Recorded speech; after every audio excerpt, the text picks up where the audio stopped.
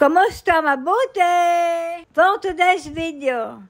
For today's video ay nagpaabot ng pakikaramay si Lola sa asawa ng namatay naming kapitbahay. At dahil hindi naman kaya ni Lola na pumunta ay nagpagawa na lamang sa kanyang kapatid na si Imadora ng sulat na naglalaman ng mensahe ng pakikiramay. At ayun nga sinilos at niyayaya ko natin, sabi ko aalis na kami, ay nalingat nga lamang akong saglit ay talaga namang nakapagpuslit agad ng tinapay galing sa kwarto ni Lola. At bago kami pumunta ay pinasilip muna sa akin ni Lola kung nakagarahe ang sasakyan ni Manong Yunatan. At nandyan nga kanya sasakyan ang ibig sabihin ay nasa bahay siya. At napansin ko nga din yung puno ng malunggay abay biglang nawala at naputol na agad. Bala ko pa din naman sanang kumuha at ilalagay ko sa aking lulutuin na ginisang kalabasa. Ay nga't palis na kami at hindi na nga din dinala ni Nili yung kanyang walker at nasa taas lamang naman namin yung bahay na aming pupuntahan. At bago nga kami pumunta ay pinaliguan ko muna din si Nilush.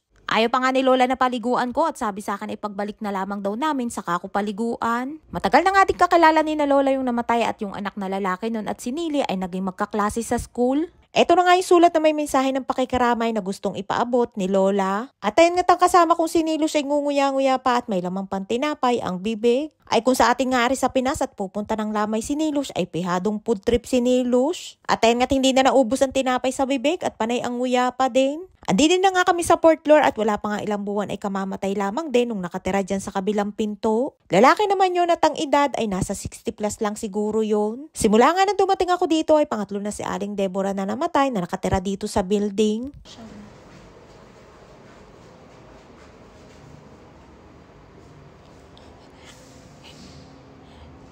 Ay nga natatawa ako dyan kay Nilush at akala mo'y bata nga lamang nasisilip-silip na natatakot lumapit.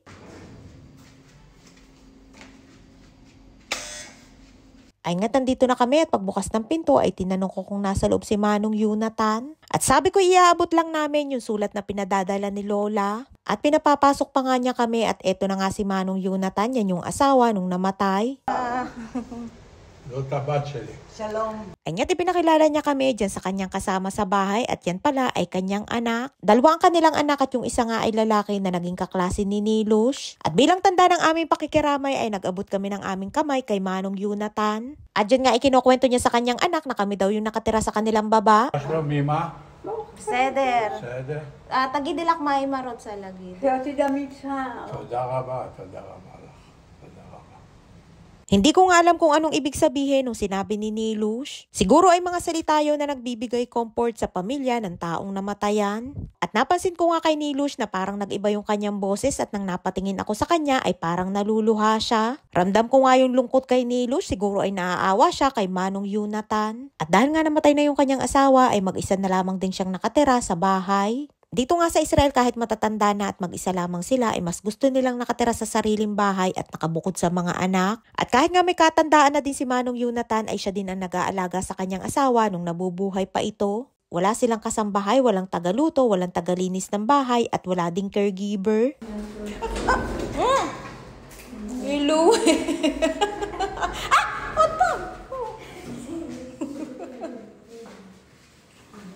Ay nga't nagulat ako kay Nilush at bigla na lamang nagsara ang pintuan ng elevator. Ay muntik na nga maipit ang ating Disney princess.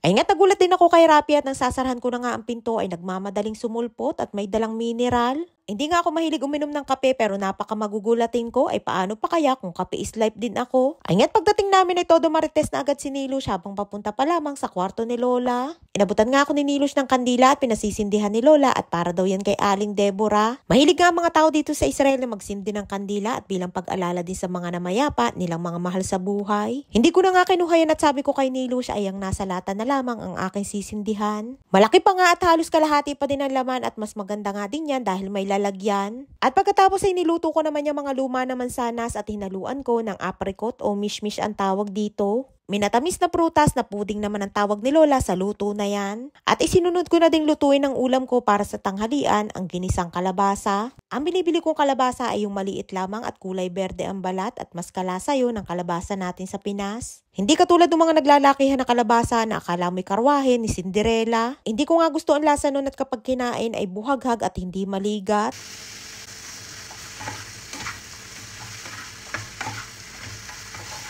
Ay nga't pagkatapos ko maigisa at malagyan ng mga pampalasa ay sunod ko namang nilagyan ng tubig. Hinalo-halo lang at pagkatapos ay takpan. At nang malapit ng maluto ay inilagay ko na yung mas nagpapasarap ng lasa, ang dahon ng dill o shamir ang tawag dito. Dinagdagan ko ulit ng tubig at hinayaan ko lamang na kumulo hanggang sa maluto. At eto naman yung aking niluluto na minatamis na mansanas at apricot at lulutuin ko lamang yan hanggang sa lumambot. Kailangan nga ay malambot na malambot ang pagkakaluto dahil yun ang gusto ni Lola. May isa pang tawag si Lola sa luto na yan na salitang French naman na ang tawag ay compote. Elekhal. Hindi ako, macho mat. Macho mat. Ikin. Ay nga't kagigising lamang ni Nilo siya, tinatanong ko nga siya dyan kung bakit siya nagising at anong narinig niya. At ayun nga't ang sabi ay eating daw. Basta nga kainan, ayan lakas ng pandinig ni Nilush. Kahit nga natutulog yan kapag nakarinig ng tunog ng plato at kutsara ay nagigising yan. Dlat. Ma? Dlat. Masaya dlat. Kaya ka. Kalabasa, kain tayong kalabasa.